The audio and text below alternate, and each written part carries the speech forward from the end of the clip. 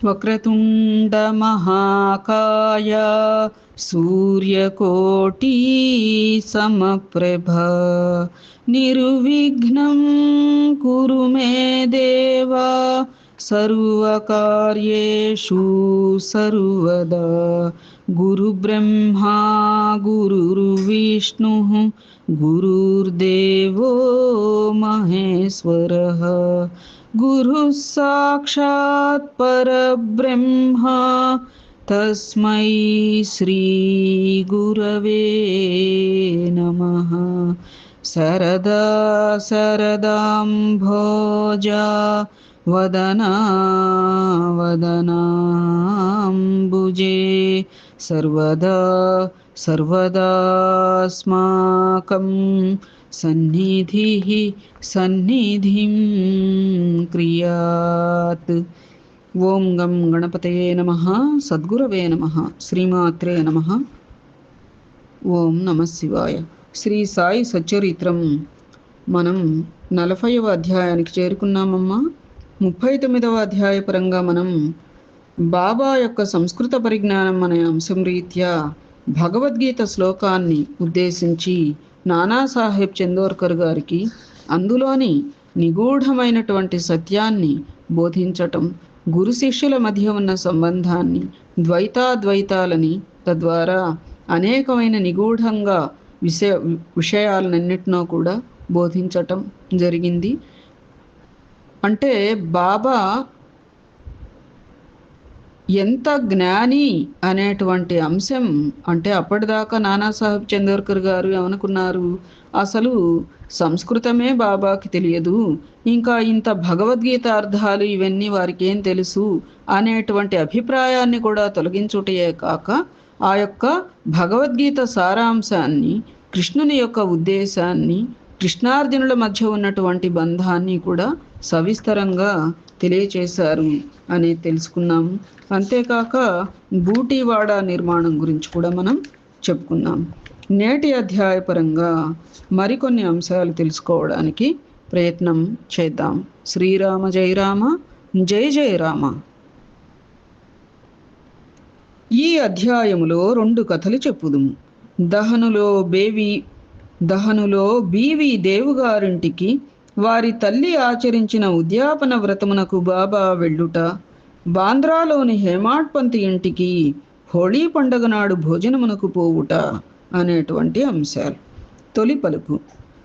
శ్రీ సాయి సమర్థుడు పావనమూర్తి తన భక్తులకు ఇహపర విషయములందు తగిన సలహాలనిచ్చి జీవిత పరమావధిని పొందినట్లు చేసి వారిని సంతోషపెట్టును.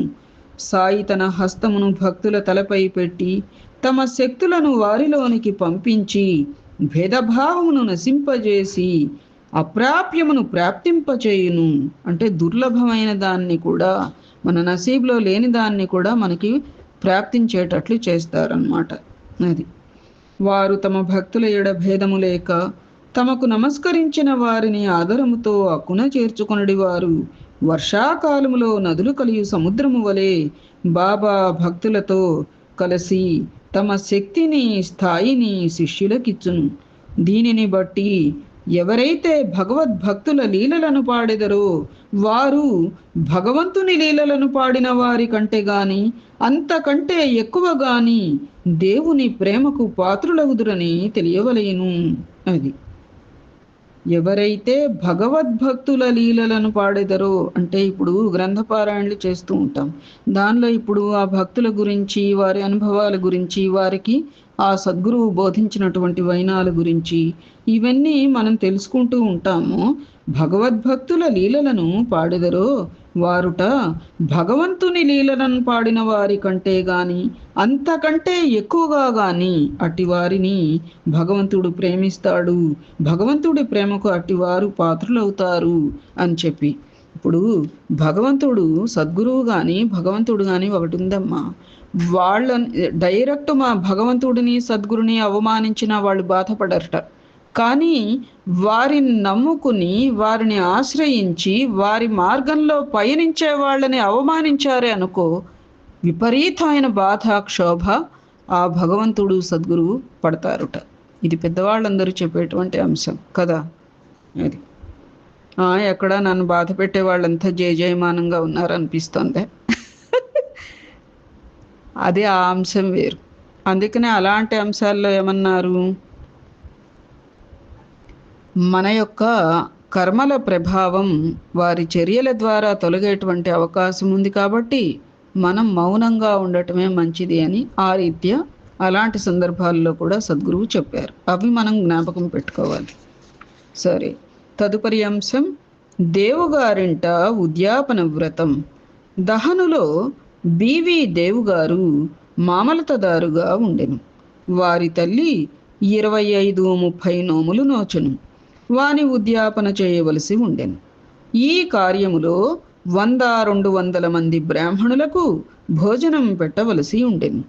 ఈ శుభకార్యమునకు ముహూర్తం నిశ్చయమాయను. దేవుగారు బాపు సాహెబ్ జోగ్ గారికి ఒక లేఖ వ్రాసిరి. అందులో బాబా ఈ శుభకార్యమునకు దయచేయవలయననియు వారు రాకున్నచో అసంతృప్తికరముగా ఉండుననియు వ్రాసెను. జోగా ఉత్తరము చదివి బాబాకు వినిపించెను. మనఃపూర్వకమైన విజ్ఞాపనను విని బాబా ఇట్లనియే, నన్నే గుర్తుంచుకొని వారిని నేను మరువను. నాకు బండి గాని, టాంగా గాని, రైలు గాని, విమానము గాని అవసరం లేదు.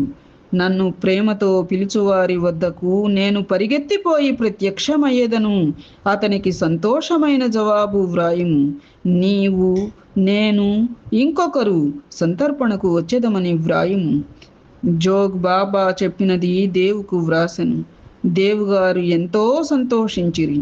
కానీ బాబా రహటారుయి నీమ్గాం దాటి ప్రత్యక్షముగా ఎక్కడికి పోరని కూడా ఆయనకు తెలియను. బాబాకు అసఖ్యమైనదేమీ లేదు. వారు సర్వాంతర్యామి అగుటచే హఠాత్తుగా ఏ రూపంబునైనా వచ్చి తమ వాగ్దానమును పాలించవచ్చు అని కూడా అనుకునేను. ఉద్యాపనకు కొద్ది రోజుల ముందుగా బెంగాలీ దుస్తులను ధరించిన సన్యాసి ఒకడు గో సంరక్షణకై సేవ చేయుచు దహను స్టేషన్ మాస్టర్ వద్దకు చందాలు వసూలు చేయు మిషతో వచ్చాను. స్టేషన్ మాస్టర్ సన్యాసిని ఊరిలోనికి పోయి మామలతదారుని కలుసుకొని వారి సహాయముతో చందాలు వసూలు చేయుమనెను. అంతలో మామలతదారే అచ్చటికి వచ్చాను. స్టేషన్ మాస్టర్ సన్యాసిని దేవుగారికి పరిచయం అనర్చెను. ఇద్దరు ప్లాట్ఫారం మీద కూర్చుండి మాట్లాడిరు.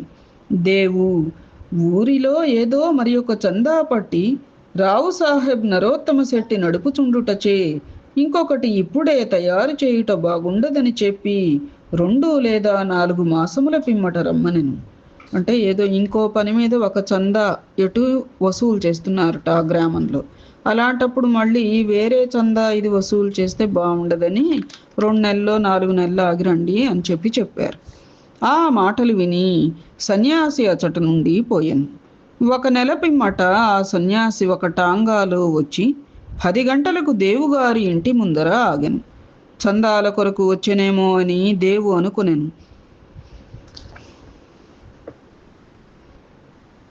ఉద్యాపనకు కావలసిన పనులలో దేవుగారు నిమగ్నులై ఉండుట చూచి తాను చందాల కొరకు రాలేదనియు భోజనమునకై వచ్చి తినని సన్యాసి చెప్పాను.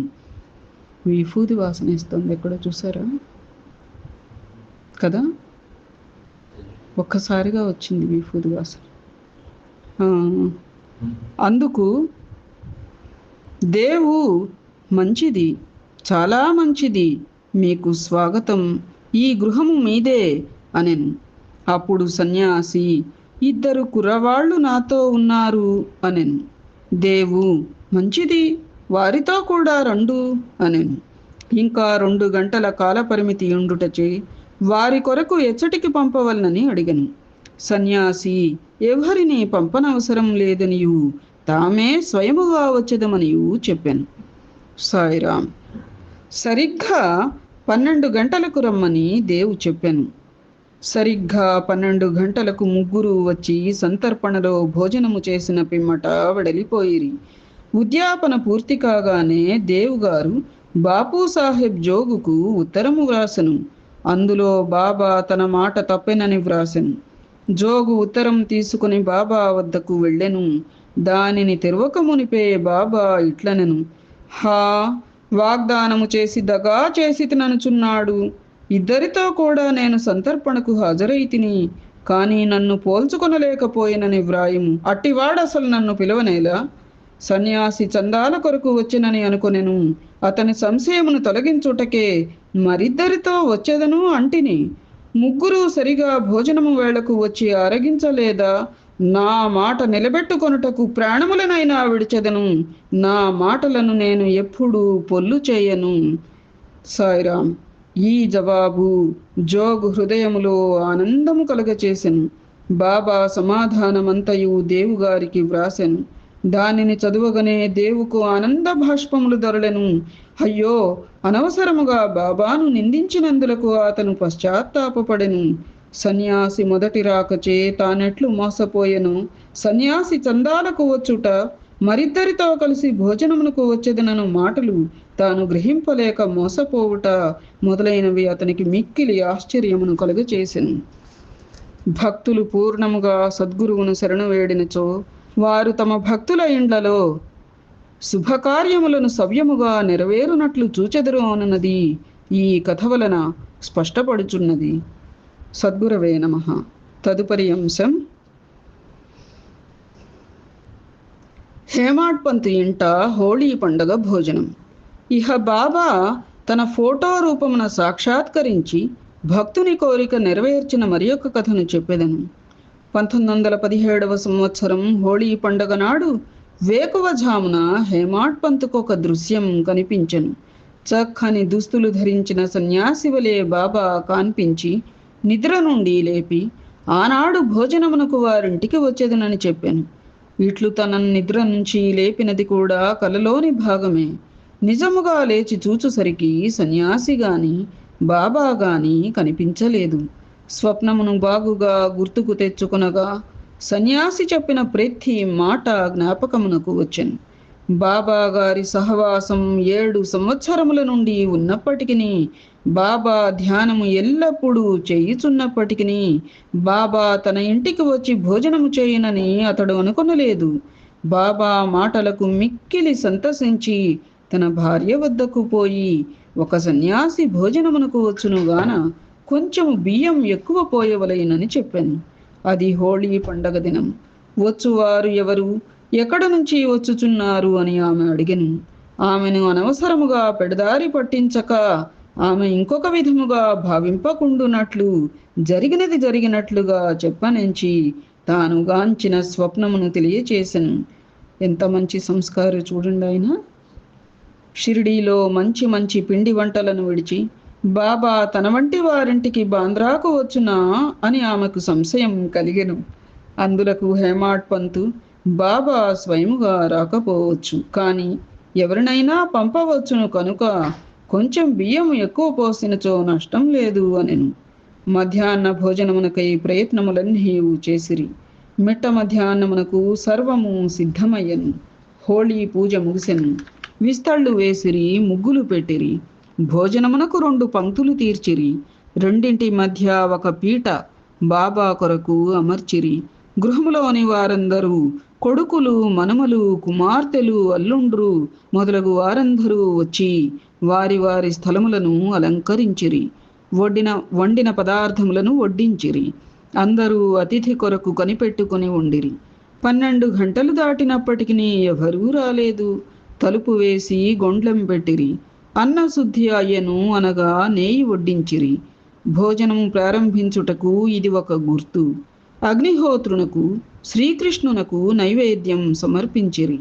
అందరూ భోజనం ప్రారంభింపబోవుచుండగా మేడమెట్లపై చప్పుడు వినిపించెను.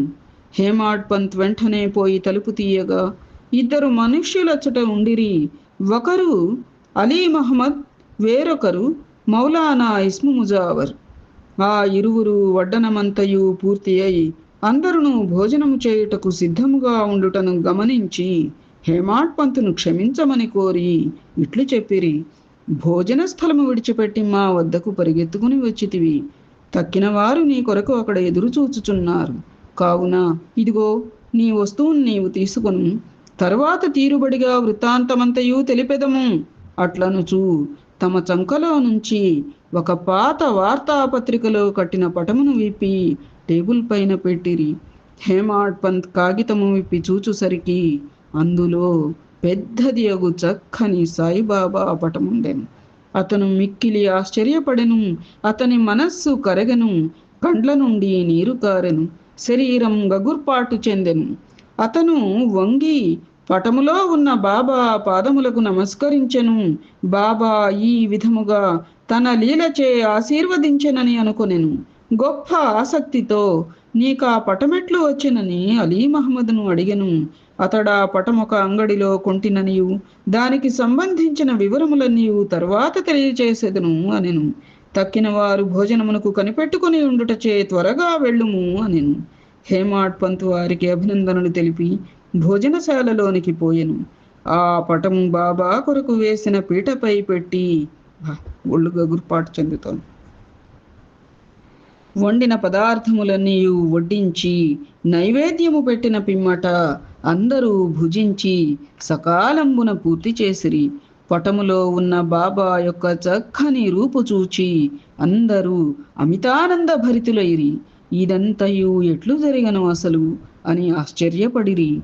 ఈ విధముగా బాబా హేమాడ్ పంతుకు స్వప్నములో చెప్పిన మాటలను నెరవేర్చి తన వాగ్దానమును పాలించుకొనెను.